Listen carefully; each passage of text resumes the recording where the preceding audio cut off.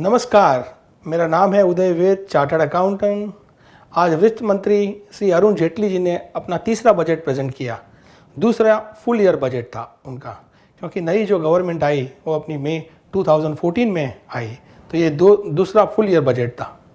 ये बजट में लोगों को काफ़ी उन्हों से एक्सपेक्टेशन थी कि टैक्स रेट घटेगा और महंगाई कम होगी और लोगों के लिए सब अच्छे दिन आएंगे।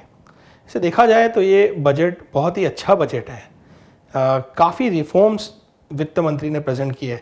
उन्होंने जो बजट स्पीच दी उनमें 9 पिलर, उनके जो 9 स्तंभ है उसमें ये बजट स्पीच, रूरल सेक्टर है, इंफ्रास्ट्रक्चर को उन्होंने बढ़ावा देने की कोशिश की है, रेलवे में, रोड्स में काफ़ी पैसा लगाने की बात किया है, एजुकेशन सेक्टर को आगे बढ़ाने का बात किया है, स्किल्स डेवलपमेंट में काफ़ी पैसा लगाने का बात हुआ है।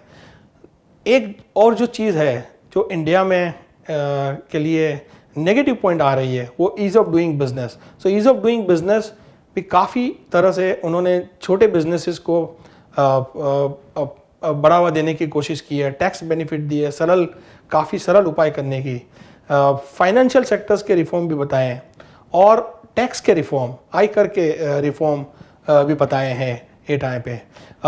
इतना करने के बाद उन्होंने जो डेफिसिट थी, जो फिस्कल डेफिसिट, वो 3.5% रखने का उन्होंने नक्की किया है, डेवलपमेंट एजेंडा को कहीं भी बरकरार रखते हुए। तो ये बहुत ही अच्छी बात है कि डेफिसिट भी कंटेन में आएगी और अपनी जो डेवलपमेंट एजेंडा है उसे भी कुछ फ़र्क नहीं पड़ेगा। टैक्सेशन में आम आदमी को सही से, उनको तो ऐसी इच्छा थी कि जो टैक्स एग्जम्पशन लिमिट है वो बढ़ी जाए या उनके स्लैब वो बढ़त करे जाए, वो नहीं हुआ है, क्योंकि आज जो टैक्स बेस है, इंडिविजुअल जो टैक्स भर रहे हैं वो काफ़ी कम है, पर ईज़ ऑफ डूइंग बिजनेस काफ़ी कराया है। जैसे कि 2 करोड़ की आपकी टर्नओवर हो तो आप 8% प्रॉफिट, 8% प्रॉफिट एक्सेप्ट करो तो आपको अकाउंट्स मेंटेन करने की, रिकॉर्ड्स मेंटेन करने की किसी भी ज़रूरत नहीं है, तो सीधा आप 8% पे 16 लाख पे टैक्स भर सकते हो, आपका काम हो जाएगा।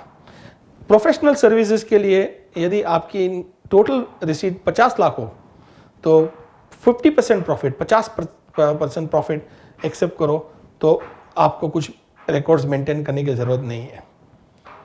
सर्विस टैक्स में ऐसा लग रहा था कि 14% से लेके बढ़ेगा, जो एक्सपेक्टेशन थी शायद 16% हो जाएगा, उनके बदले उन्होंने 0.5% कृषि लेवी लगाई है जो फर्टिलाइज़र में यूज़ होने वाली है।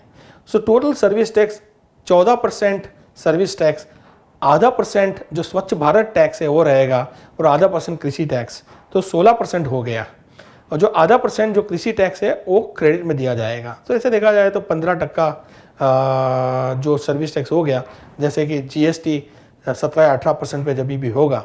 बट काफ़ी मेहनत की है उन्होंने, इनडायरेक्ट टैक्स में भी रैशनलाइजेशन मेजर की है। ईश्वर कमेटी ने जो गवर्नमेंट ने अपॉइंट करी थी, उन्होंने टैक्स को सिंप्लीफाई करने की जो काफ़ी प्रपोजल दी थी वो सारी की सारी ऑलमोस्ट बरकरार करके फाइनेंस मिनिस्टर ने एक्सेप्ट करी है। तो उससे हिसाब से भी काफ़ी मुनाफा होगा, बेनिफिट होगा और टैक्स लिटिगेशन जो चल रहा है वो घटेगा। फाइनेंस मिनिस्टर ने आज डोमेस्टिक एमनेस्टी की भी रजूआत करी है। तो आप अपना जो भी लिटिगेशन है और आपकी जो भी इनकम है आप उनको डिक्लेयर करना चाहते हो तो 45% भर के आप वो डिक्लेयर कर सकते हो। उसका पीरियड रहेगा जून 2016 से सितंबर 2016, यानी कि जो प्रमाणिक करदाता है उनके लिए अच्छा न्यूज़ नहीं है, पर फिर भी फाइनेंस मिनिस्टर, वित्त मंत्री करना चाहते हैं कि डोमेस्टिक जो ब्लैक मनी है वो भी बाहर आ जावे और इकोनॉमी को भारी मदद मिले। सो ऐसे ओवरऑल देखा जाए तो ये बहुत ही अच्छा बजट है। इससे अपनी इंफ्रास्ट्रक्चर में इन्वेस्टमेंट बढ़ेगी, रूरल एरिया को बेनिफिट होगा, गांव में बिजलियाँ होगी और उसके हिसाब से एम्प्लॉयमेंट भी बढ़ेगा। तो वो बहुत अच्छी बात, रोज़गार जो है वो आज के दिन में कम है, वो रोज़गार बिल्कुल बढ़ेगा। तो मेरे हिसाब से ये अच्छा बजट है और हम सब फाइनेंस मिनिस्टर, वित्त मंत्री और अपने प्रधानमंत्री को सपोर्ट करें और इंडिया को ऊंची ऊंचाई पे ले जाए। शुक्रिया।